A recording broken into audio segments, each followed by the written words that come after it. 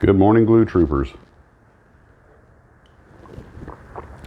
Well, to address a few issues, you guys have emailed me with some questions, so I thought this morning I would answer them while I allow you to be in the presence of Her Majesty the Princess. A lot of you have asked if I am familiar with the Vintage Space website run by Amy Shira Teitel. I am. I probably started watching her videos 6 years ago and started watching them again within the past year fairly regularly. Actually, within the past few months, quite a bit as I kind of back into rockets. Also, Scott Manley's channel and The Everyday Astronaut. I watch them from time to time. I do watch a few kit model channels.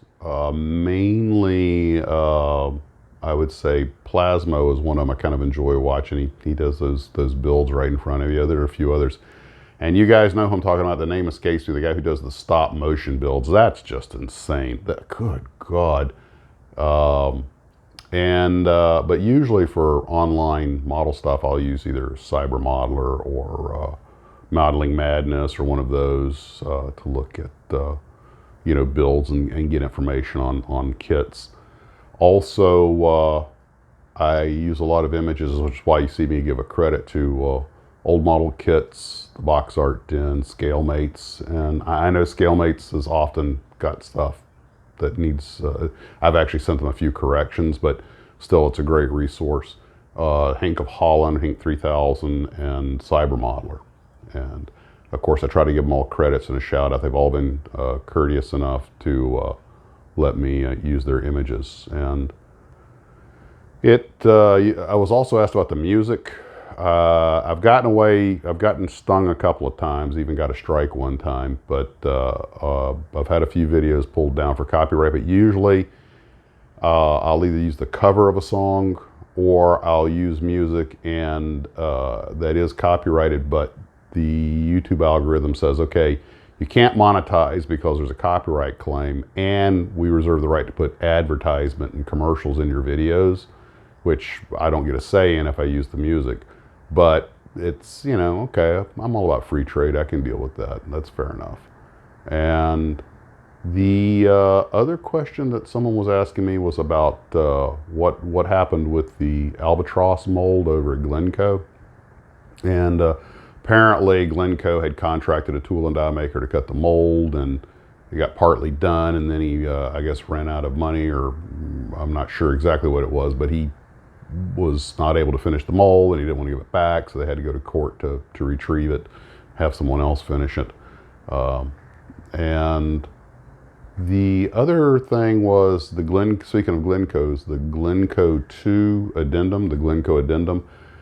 That Albatross mold is the only mold that Glencoe ever had made strictly for Glencoe, or the only Glencoe original. All of the other molds were owned by somebody else first, all of them.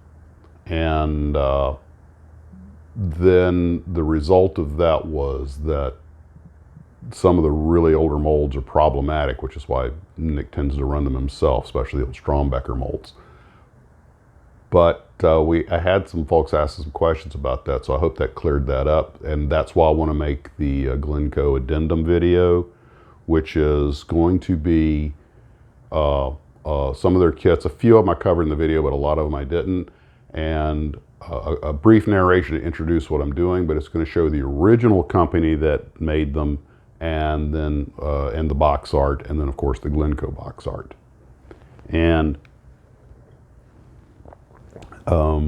that I hope to have today. I actually kind of got it done last night, but I looked back at it and said, you know what, I need to step away from this, come back tomorrow, and I think I'm going to redo a lot of the images, because although they're adequate, they could be better. And I'm like, this isn't that big of a video. I can take an extra day to make it look nicer, because it's going to be out on YouTube forever.